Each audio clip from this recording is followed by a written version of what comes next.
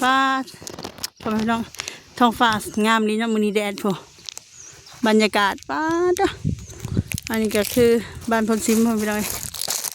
ทางสลากาแวะมาเยี่ยมยามบ้านพลซิมบ่ได้มาดนเด้อพ่อแม่พี่น้องโอ้เฮือนแต่ละหลังเนาะก็มันจะสิออกแน่เนาะทางหม้องนี้ก็มันบ่แม่นดินหนักของสะโมมันเป็นดินที่ว่ารถเที่ยวเนาะพ่อพี่น้อง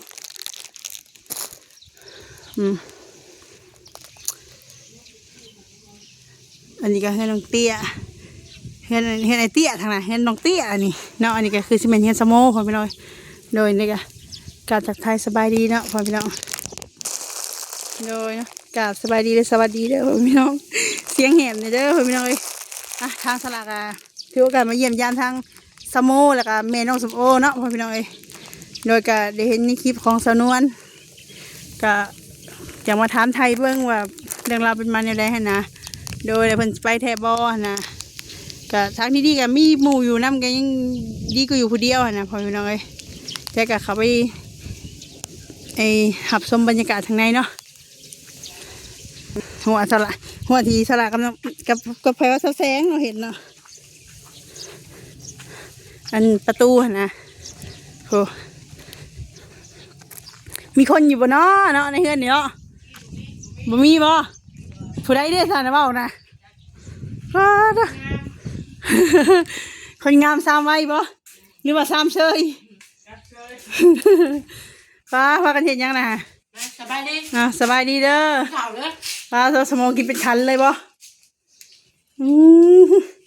มากินข่าวเอาเลยสบายดีสมองสบายดีสมองเคยตกเลยเนาะเคยอยู่บ่เคยตกอยู่บ่ตกเตียงเคยอยู่นึกว่าบ่เคยหรือว่าอยากลองว้าลูกเป็นกันอยู่เป็นคันเลยพุ่นนะมึงมาโจกอะไรกินฮะเมืองใช้มึงจกมึงไปจกเหรอเขาจกมาเดียวเหรอบ่บ้าแสบเป็นฮะเก็บมาสมอน้ำสีส้มข้างแน่จะยังไปมามือจกใต้บาปแล้วโอ้ยน่าจะกันนะอย่าแหละเอากินขนมเนี้ยลูกเพิ่งจะได้สิขาเลยทุจ้าก็แล้วทุจ้าก็เลยทุจ้าลูกเคยอยู่กันไรอยู่ก็ไม่เท่าเอาสองอันเลยอีก2 อันป้าให้ลูกคอยเอาอยู่มาเนาะเอาแห้งก็ใช่ชั่วโมงนี้เอาแห้งเลยคอยพี่น้องเลยบอกินข้าวกับยังนะดอกพักกำแจ่วพักยังไงพักยังนี่พักขมคือเป็นสีม่วงขมอิดได้บอกเคยเห็นยังก็ผักกาดซ้อมหน่อยอย่าให้แม่กินนะลูกจะกินแล้วเด้อขนมมันเด้อกินแล้วแม่จะเฒ่าเลยแซ่บบ่โมบ่แซ่บคือกินแบบคือเป็นจะแซ่บแท้เห็นท้องบ่ได้ไปใช้มื้อนี้ค่ะบ่ได้ไปใช้มีคนนี่พาบ่ได้นอนคืนเป็นหยังแล้วเลยเหี่ยวมึงกลับไปจกเนาะขนาดน้ำเต็มมันอะไรอยู่บ่เราบ่อยากให้เจ้ากินแล้วก็เลยว่าเราจบตายแหละลำซีมาเกี่ยงขนาดนี้ไปจกบ่จักนาว่าแล้วเฮ็ดกระบาบแล้วโพดโมยจักอย่ามันเฮือนชาติก็แป้นย้อนเล่าสิ1ข้าว1น้ำได้ไผซะ1จักกันจักเสียเนื้อจักเสียนมเมื่อกี้นี่ก็เอื้อนทำว่ามันนี่มันแล้วจักพี่จักจักปีฮะไล่อันนึงซ้ำกันเลยซ้ำกันเลยชั่วโมงก็อยู่ซ้ำกันเลยบ่ซ้ำกันโลดเลยฮะซ้ำก็ซ้ำปะรื้อหายแล้วความคิดละหันโอ้จะมาห้องแบบนั้นตายเลยเสียเรากินข้าวก่อนพอไม่ต้องจังลงกันเนาะมีเวียกอิ่มแล้วบอกกินรอดบ่มีเวียงยังเนาะก็มีแต่มาถามไทยเบิ่งหั่นแหละนี่หน่อไม้ในเฮือนเขาเจ้าในสวนเขาเจ้าใบน้ำหมอกนะสมมุติจะเป็นยังไงกินหลายไปกินเพื่อสนเลยนะไทยมันนี่ไฟนี่ลูกมอนแซ่บบ่เฮ็ดดีๆไม่มนไอ้ลูกสิเหยียบฮะ น้ำไปหมดแม่ สบายเนาะวันนี้เนาะเรามาอยู่น้ำมึงในพวตะกี้โอ้ยนั่งหิวข้าวห้องหิวข้าวอยู่เดี๋ยวนี้บ่ต้องอันนี้เฮ้อ โอ้ยมันมีหมดหายใส่เลยเด้อนี่ค่ะ ป้ามานั่งนอกพี่ป้าพี่มานั่งลินอยู่พี่มาล้มกันอยู่พี่หาหมองห่มๆผู้นะป้า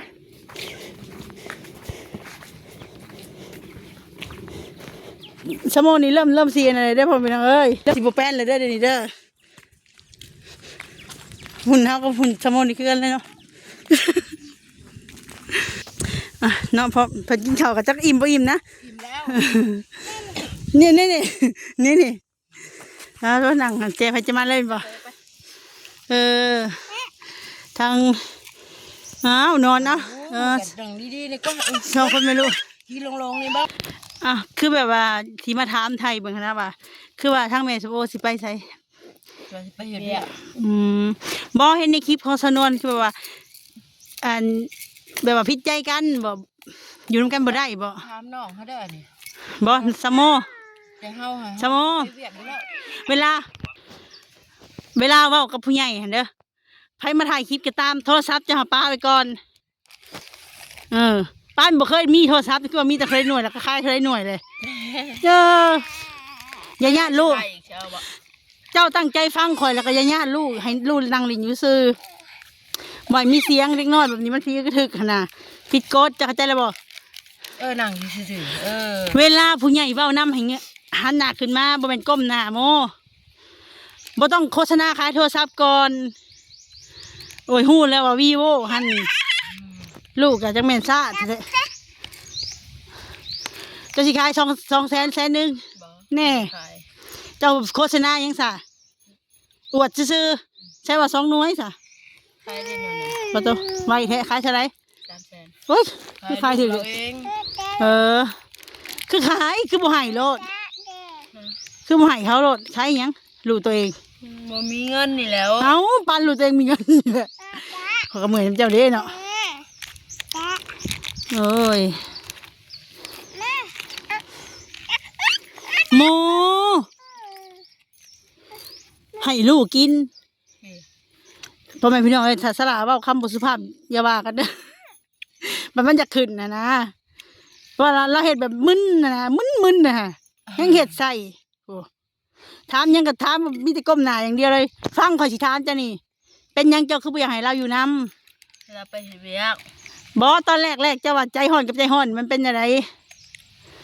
คือว่าเราก็ดีอยู่ตอบเงยหน้าขึ้นมาเฮ้ย ตอบแล้วโลด แบบว่าเจ้าคิดยังไงกับเราเจ้าก็บอกความรู้สึกของเจ้ามาว่าเจ้าบ่มักให้เราอยู่น้ำบ่อันเราเจ้ากี้เจ้าการในชีวิตเจ้าเกินไปบ่เนี่ยนี่เจ้าก็บอกมาโลดคนเฮามาอยู่อาศัยอยู่ในหมู่เนาะถ้าหมู่บ่ว่าเฮาก็บ่นั่นได้บ่เฮาอยู่นำกันเฮาต้องเว้ากันปรึกษากันมันนี่ แต่ว่าสิไปเฮ็ดเวียกอยู่แล้ว เฮาอยู่นำเจ้าอยู่นำกันบ่ได้เด้อเฮาจักได้แหละก็เจ้าก็ต้องเว้ากับเราหั่นน่ะบ่แม่นสิจะนึกสิขึ้นก็ขึ้นบัดเดียวแล้วก็โทษเขามาถ่ายคลิปหั่นน่ะมันบ่แม่นน่ะนะ แจ้งบ่ได้โทรเลยเชื่อ โทรบ่โทรก็อย่าแหละเอาตามเจ้านั่นแหละตามนั่นแหละ บ่เคยโทร อย่าก้มหน้าหยังว่าหันหน้าขึ้นมาโอ้เอาเว้าเลยสิให้เป็นจังได๋เนาะทางชาวลานี่ก็ถามคำถามเราไปแล้วแต่ว่าเราก็บ่อยากตอบเนาะเฮาก็สิบ่ฟื้นคำเว้าแล้วเนาะพ่อพี่น้องเอ้ยบ่ฟื้นความรู้สึกเราจังว่าเราสิไปลงใส่ลูกเราอีกอันนี้ก็สละเว้าตามความจริงเนาะพอเฮามาถ่ายคลิปเฮาก็บ่ได้ว่าอิหยังดอกเฮาก็ยังมาถามไทยเพราะว่าผู้ใหญ่เพิ่นก็อยากให้เขามาถามเบิ่งเพิ่นแนะนำให้เขามาปกติตั้งแต่เฮือนแล้วเฮือนซ่านแล้วเฮาก็บ่ค่อยได้เข้ามาปานใดเฮาก็ห่างหายไปโดนแล้วเนาะแต่สมองมาเห็นนิสัยแบบนี้ใส่เฮานี่เฮาก็รับบ่ได้คือกันพ่อแม่พี่น้องเอ้ยเพราะจะมีทุกสิ่งทุกอย่างเลยกับเฮามาถามมาไทยเราก็ยังให้เฮาซ้ำหั่นน่ะเฮาก็สงสารแต่น้ำมนต์กับผู้นี้แหละที่มาอยู่นำเรานี่มันของบ่พอพิษบ่พอแม่นแต่เราก็เครียดกับให้เฮาก็มึดแนวสิว่าเฮาก็สิบ่ถามต่อตัวนี้ฮะเฮาก็มีแต่สิถามทางแม่น้องสมโอนี่แหละว่า ทางเจ้าแต่นี่ต่อไปเจ้าสิเฮ็ดในไรอนาคตข้างหน้า แล้วกดข้างหน้าก็ว่าสิไปเฮ็ดเวียกนั่นแหละคือในนี่เขาว่าไปปลูกหญ้าบ่ได้ไปก็สิขึ้นมาเวียงพุ่น อืม ก็เบิ่งก่อนบางทีว่าสิไปมื้อนี้ก็ยังยากอยู่เงินค่ารถยังบ่มีแล้วก็ต้องไปต่อรถอยู่บ่เซโนเลยว่ะ เจ้าสิไปเวียงมันบ่ไปขี่รถอยู่คิวรถเลย อยู่สวรรค์เฮาเนี่ย ฮะ บ่ได้ยากรถอีกเนาะ สวรรค์เวียงจันทน์บอกคันจิบจะสิไปมื้ออื่นก็บอกเฮาก็ได้นะแต่บ่มีเงินค่ารถแม่นบ่ แม่น ก็เฮาก็มีผู้ใหญ่เพิ่นให้มาถามว่าจะสิไปมื้อใดหั้นนะให้ถาก่อน มื้ออื่นวันยังมันพุธพฤหัส มื้อมันพุธ มันพุธบ่พอดีแล้วนะมันพุธก็ได้ ก็ฟังเบิ่งนั่นแหละเฮาก็มาถามเบิ่งหั้นนะ อืม ก็เพิ่นบอกให้มาถามเบิ่งให้ว่าให้เจ้าถาก่อน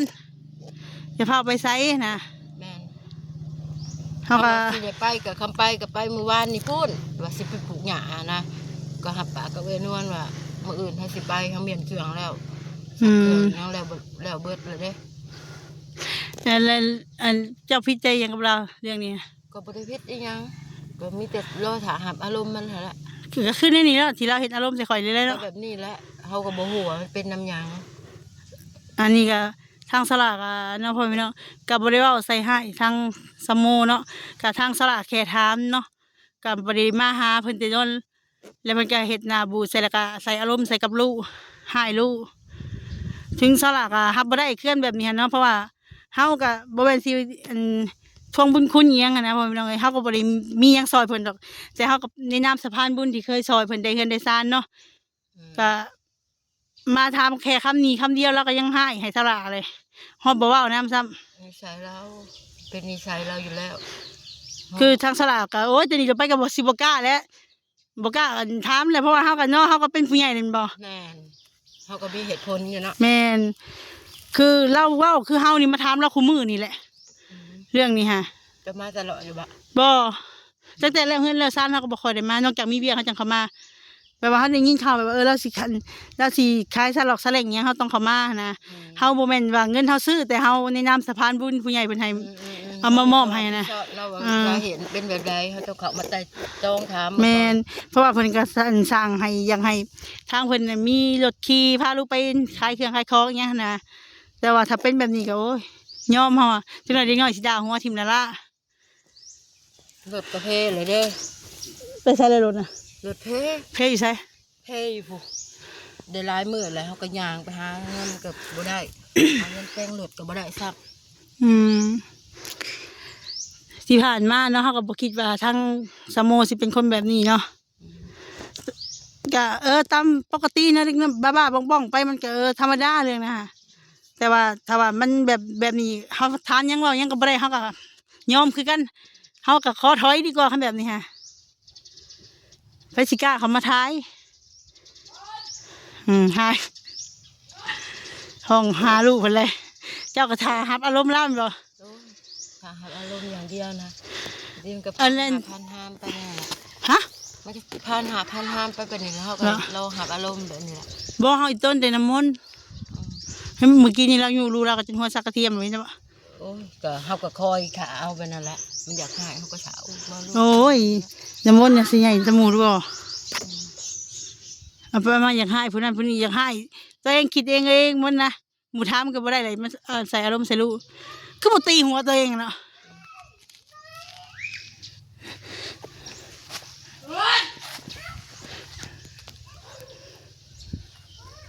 โอ้ยโอ้ยเฮ็ดบาปลูกแท้ๆ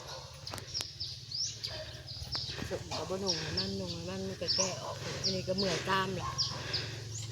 เบิ่งนิสัยแล้วพ่อพี่น้องเบิ่งเอาเด้ออืมยอมแล้วนี่เฮา นี่ยังหา เฮาก็ถามแต่สำนี้แหล้วเฮาก็ถามแต่ว่า ก็อยากไปเห็ดเวียกอยู่แล้วนั่นแหละ แต่ก็อันอิหยังก็ย่าเจ้าหั่นน่ะอยู่นำกันบ่ได้บ่ บ่ได้ก็บ่อยู่นะบ่อยากอยู่นั่นนะเขาก็ไปหาเห็ดเวียกไปซีเซน อัน เขา ขออนุญาตถามหน่อยเนาะเจ้ากับพ่อน้องสุโมนี่เลิกกันแต่โดนแล้ว เลิกแล้วบ่ได้ เอากันก็บ่ได้แต่งอยู่แล้ว อืมคือเฮากับผัวเฮาเลยแต่ละคนเนี่ยเฮาบ่เคยได้แต่งนะ บ่ได้แต่งก็มันยังทำโตวบ่ดีให้โอกาสมันกลับเข้าไปอยู่นํกันก็มันก็บ่ปรับปรุงตัวเองเฮา แม่น เฮาก็ออกมาแล้วแหละ ให้โอกาสหลายเทื่อแหละเขาบ่ปรับปรุงหรือว่า เขาบ่รับโอกาสที่เฮามอบให้หันนะ อืม เฮาก็เลย ทั้งที่ว่าเฮาเป็นแม่หญิงเฮายังมีคุณค่าอยู่เฮาคิดเอาสำนั้นพอ เฮาคือกันแลนบ่มีผัวก็เฮาเฮ็ดเองหมดทุกอย่าง อืม เฮือนหัวก็เฮามุงเองเฮ็ดเองหมดทุกอย่างถือภาพสิคลอดลูกค่ะเฮาก็โอ้ยตัดสินใจซะเฮายอมเสียรถคันหนึงแบบว่ารถเก่าหั่นแหละเขาขายให้เฮานะ อืม แล้วเฮาจ้างให้มันหนี้เฮาก็เอาให้ไปเลยนะ ว่าเฮ็ดนะแนวใดมันสิสะดวกสบาย เฮายอมเสียรถ ว่าลำดีลำไร เสียรถไปคันหนึงแต่ว่าเฮาก็ได้อิสระ อืม บ่แม่นรถเป็นผู้ใหญ่ที่ให้ตั้งนานตอนนั้นเฮายังบ่ทันรู้จักกับผู้ใหญ่ดอก อืม บ่รู้จักกับไอ้เขาเบาเตียงยังบ่ฮู้ดอก แต่รถที่ว่าเฮาเฮ็ดเวียกเหือแห้งเฮาเองนี่แหละ อืม ก็ซื้อนำกันกับมันนี่แหละเงินซื้อเพราะมันกันซื้อนี่แหละ สละให้ แม่นเฮาบ่เอาบ่จ้างหนี้ว่าซั่นซะ อืม ได้มันสิเฮ็ดให้เฮาสบายใจสะดวก แม่น ให้ครอบครัวเฮาอันนี้ก็มันคือความโสดแล้วมัน แม่น สละ เอาให้มันไปแล้วบ่ต้องเสียดายหาใหม่ก็ได้ อันนี้บ่ได้เว้าใหญ่พ่อพี่น้องมันแบบว่าได้เที่ยวมันเฮ็ดให้เฮาสะดวกสบายเนาะ แม่นบ่ต้องมาบงการชีวิตกับพ่อนะ อันนี้เฮาต้องมานั่งโอ้ยอุกใจผัวมาเลย สิไปนู่นนี่นั่นก็มีแต่บงการชีวิต แถมสมมุตินะไม่เฮาไปหาอยู่หากินให้กินซ้ำหั่นน่ะ เออ เออ หากินอะไรกินยังบ่คิดดีกับเฮาอยู่ เออ ตีราคาว่านู่นนี่นั่นโอ้ยเศร้า แบบเฮายอมเสียไอ้สิ่งหนึ่งไปแต่เฮาก็ได้อิสระภาพคืนมานะ ไปย่า มันก็ยังดีกว่า ก็ซ้ำนี่ก็ยกภูมิใจตัวเองแหละนะ อืม แล้วบ่ได้เคยว่าสิท้อ แม่น กูมื้อ เรื่องสู้ต่อไปเฮาก็เลี้ยงลูก3คนแล้วก็พ่อแม่อีก นี่เจ้าก็ยังเลี้ยงเจ้าก็ยังกุมนะ ก็บ่ค่อยกุ้มเนาะค่ะบ่มีผู้ใหญ่ซอยครับแต่ละเทื่อ ได้ก็ได้เพิ่นนั่นแหละ อืม ได้เป็นผู้ใหญ่ เฮาก็บ่ได้มีเฮือนบ่ได้มีซ่านกับผู้ใหญ่เพิ่นซอยเข้ามา แล้วบ่ ได้ดินได้เฮือนได้ซ่านนั่นแหละ บ่ แม่น เรื่องสำใดสำนี้สำ เพิ่นเฮาอันนี้สำคัญเขาอันนี้ฝน ก็ดีเลยเด้ เฮาก็บ่มันตะกี้เฮาก็อยู่กรมกระทันบ่มีดินบ่มีดอน อืม นั่นแหละเขาก็แนะนำให้มาซอยเพื่อนผู้นี้แหละผู้ใหญ่เพิ่นแนมเห็นนะเพิ่นก็ซอยเขาเข้ามาเขาได้ตำลังหมู่เด้ อืม ทางผู้เขาก็ดีใจแล้วเขาก็จากที่ว่าเขาบ่เคยมีดินมีดอนเป็นของตัวเองก็มีหั้นนะ ดีใจเลยภูมิใจ อืม เลยมีแล้วเขาก็รักษาไว้ แต่เจ้าได้สาบ่มีดินบ่มีดอนบ่ ก็มีแต่ดินพ่อดินแม่อยู่ผูกกะให้ลูกชาย มีลูกจักคนจ้ะฮะ ช่อง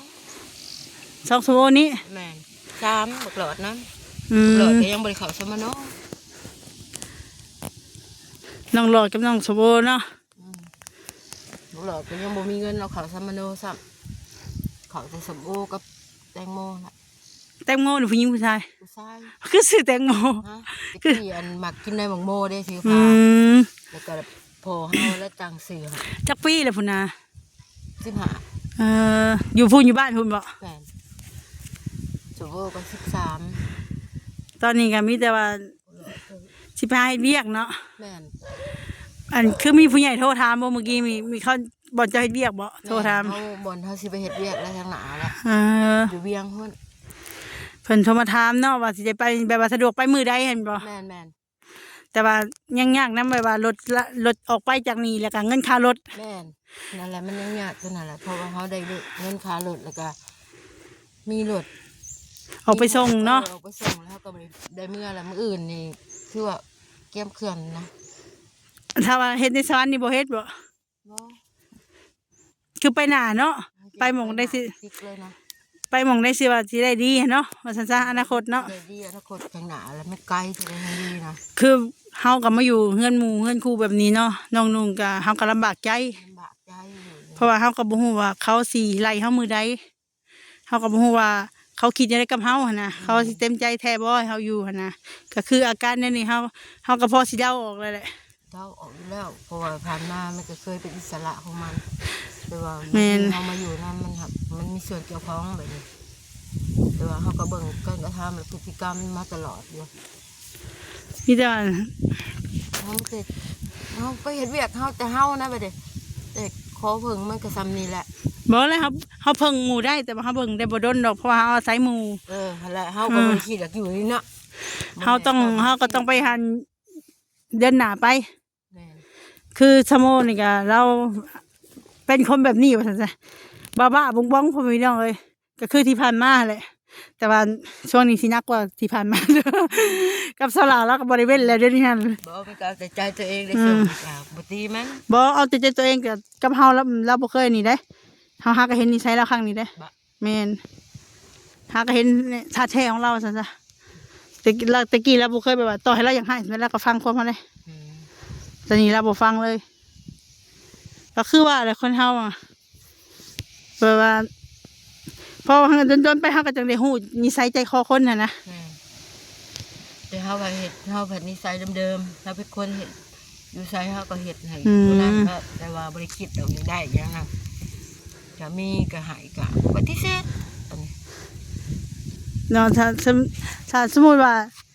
มีผู้ใหญ่แบบว่า อันนี้เฮาสมมุติเนาะพ่อพี่น้องบ่แม่นสิว่าอันน่ะเด้อย่าดราม่าเด้อพ่อพี่น้องมีผู้ใหญ่แบบว่าสดซอยซื้อดินซื้อดอนให้อยู่กับลูกเจ้าก็ยังอยู่บ่ อยู่ก็อยู่กับลูกด้วยซะบ่แบบมอบกรรมสิทธิ์ให้อยู่กับลูก อืม เป็นผู้ใหญ่ที่ว่าเป็นคนให้ตัดกรรมสิทธิ์ให้อยู่แบบนี้มันมีมอบกรรมสิทธิ์ให้อยู่ บ่แบบว่าบ่แม่นส่วนท้องที่ของน้องสมโออยู่เด้ บ่อันนั้นบ่เกี่ยวคนบ่ได้คิดอยู่แล้ว คือดินแบบว่าเพิ่นอยากสดซอยเรื่องแบบว่ามีให้จะมีบ่อนอยู่ว่าซั่นซะบ่อนอยู่เป็นรักเป็นแหล่งแบบว่าบ่ต้องมาอาศัยอยู่หมู่กับหมู่แบบนี้หั่นนะแล้วก็เอาลูกอยู่นํแบบนี้หั่นนะอยู่ใกล้ๆกันกับน้องสมโอเนี่ยนะเขาได้ไปมาหาสู่กันแบบสะดวกสบายหั่นเนาะ อันนี้ก็มีดินเป็นของตัวเอง อืม เป็นตอนข่อยก็สิอยู่ ตอนน้อยๆก็เอาเนาะ แม่ คันว่าแต่ว่าหาลำพังเฮากับคือสิบ่มีปัญญานั่นแหละถ้าว่า แม่น เพื่อสิหาเงินซื้ออยู่ซื้อกินก็พอสำนั้นหั่นนะ อืม หาเช้ากินค่ำว่าซั่นซะ แม่น คันให้เก็บเงินซื้อดินก็จักชาได้สิได้ ได้สิได้ เออ กูมื้อนี้เก็บหาเก็บซิปก็ยังบ่ได้เห็นความกิน โอ้ยมีแต่ว่า แพ แพงๆหมด ค่าแห้งเฮาก็ต่ำโอ้ย แม่นเอาไปเอามาแล้วเขาบอกโอ้อันค่าน่ะแพงกว่าค่าแห้งเฮาอีก ก็แม่นแหละเครื่องของอีหยังอยู่ตลาดก็บ้าแพงกว่า ส่งเสื้อพื้นเดียวนี่แพงกว่าเฮาอีก พักบัตรหนึ่งน้อยๆ เออ 1,000พี่ลึกยังว่านั่นแหละ เนาะจังได้ก็สู้ๆแม่น้องส้มโอเอ้ยก็หวังว่ามีผู้ใหญ่สดซอยค่ารถเข้ามาเนาะให้ทั้ง ข้าวถูกน้ เพิ่น ำ ได้ เรือเนี่ยเด้อต่อตีนต่อมือ เว้าก็สิให้พร้อมแม่น้องส้มโอกันเนาะเนี่ยแล้วชีวิตคนทำมันก็เลือกเกิดบ่ได้พ่อพี่น้องเอ้ยอันนี้ก็ทางเราก็จักสิคันสิให้กลับหลังก็คือสิกลับไปบ่ได้แล้วแหละ แล้ว มีแต่เดินหน้าต่อไปเราอะถ้าว่ามีแบบว่า บุญวาสนามีอะนะบุญฮอดยอดถึงเนาะก็ได้มีดีมีดอนอยู่ใกล้ๆกับลูกกับเต้าหั่นนะก็ถือว่าโอเคอยู่ได้ตัวนี้หั่นนะก็ถือว่าเป็นบุญของเฮาเนาะถ้าว่ามีผู้ใหญ่เพิ่นแนมเห็นน่ะนะ แม่น แต่ว่าอดเอาไม่ต้องสมเอ้ยเฮาก็เฮาคงคนเป็นแม่เนาะก็เข้าใจอยู่ดอกและอีกอย่างก็เฮาก็เคยไปอยู่เฮือนหมู่เฮือนคู่ก็แม่นอยู่หมู่เว้าดีนำเฮาแต่ว่าเฮาก็ต้องเกรงใจเขาอะนะเฮาอยู่ได้แต่อยู่บ่ได้ร่นดอก มีแต่ว่านั่นแหละ สู่ต่อไปเข้มแข็งเดินหน้าหาเฮ็ดเวียกเฮ็ดการเฮ็ดงานเก็บเงินเพื่อลูกเพื่อเต้าเพื่ออนาคตถ้าว่ามีผู้ใหญ่สดซอยเรื่องค่ารถเข้ามาก็เฮาสิเข้ามาอีกเทื่อนึงเอาฝากแม่น้องสมโอ สบาย วอนอันวอนผู้ใหญ่ใจบุญนั่นแหละแม่ตาเรื่องค่ารถแข่งแล้วเพิ่นให้พ่อพี่น้อย อยากจะบุญเมตตาสงสารนี่ต่อตีนต่อมือลูกอนาคตข้างหน้าลูกก็ เงยหน้าขึ้นก็ได้ให้บ่เป็นหยังดอกน้ำตาไหลพ่อพี่น้องเอ้ยถ้าลาก็สิให้น้ำเพิ่นเลยนี่ค่ะโดยนั้นก็สู้ ช่วยเหลือลูกเนี่ยเด้อ ๆพอได้ค่ารถเนาะ พอได้ค่ารถค่าล่างไปหาข้างหน้าแล้วเพื่อภาระทุกอย่างเลย โดยเนาะ ใช้ก็ยังบ่มีเด่น ก็ขอให้ผู้ใหญ่ใจบุญเป็นแม่ตาเนาะแนมเห็น แม่น โดยจะได้ก็สู้ สุดๆคือกัน ๆโดยสละก็สิได้ขอจบคลิปพ่อพี่น้อยเอาสบายดีเด้อ ได้เดือนหนึง จังหน่อยสละก็สิให้น้ำลาวบ่แม่นหยังดอกพ่อพี่น้อยเอาจังได๋ก็สิขอโตวกลับกันเด้อโดยเดี๋ยวมีหยังก็สิโทรหาให้เพิ่นรับเป็นหมู่เลยพ่อพี่น้องเอ้ย โดยเอาจังได้ก็ฝากเป็นกำลังใจให้ทางแม่น้องสุโอเด้อพ่อพี่น้องก็สละก็ฟังเราเว้าแล้วเนาะแล้วก็น้ำตาสิไหลนำพ่อพี่น้องเอ้ยโดยจังได้ก็ฝากเป็นกำลังใจให้เพิ่นแล้วก็พ พิ่นก็ขอความช่วยเหลือเรื่องค่ารถค่าล่างเนาะพี่น้องโดยทางสลากก็ได้มีผู้ใหญ่เพิ่นติดต่อให้มาถามไทยเบิ่งว่าเพิ่นสิไปมื้อใดเนาะก็มื้ออื่นพ่อแม่พี่น้องเพิ่นสิเดินทางแต่ว่ายังบ่เอารถบ่ได้เมื่อแต่ว่าก็ยังติดอยู่ที่ว่าค่ารถค่าล่างเนาะโดยกับจังได้ก็พิจารณานำกันพ่อแม่พี่น้องโดยสำหรับคลิปนี้ก็ขอจบคลิปแล้วพ่อพี่น้องไว้พบกันคลิปหน้าเด้อสำหรับคลิปนี้ก็ผิดพลาดประการใดก็กราบขอโทษขออภัยเนาะทางสโมก็คือทีนี่เลยพ่อพี่น้องเหมือนกับเขาออกพี่ออกว่าซั่นซะนึกสิดีก็ดีนึกสิหายก็หายเนาะโดยอันนี้ก็บ่ว่ากันพ่อพี่น้องเพราะว่าเพิ่นก็เป็นนิสัยของเพิ่นที่ว่าเท่าหล่ะฮักก็เห็นนะพ่อพี่น้องเอาจังได๋ก็สลากก็สิขอจบคลิปแล้วไว้พบกันคลิปหน้าสำหรับคลิปเขาก็สบายดีเนาะ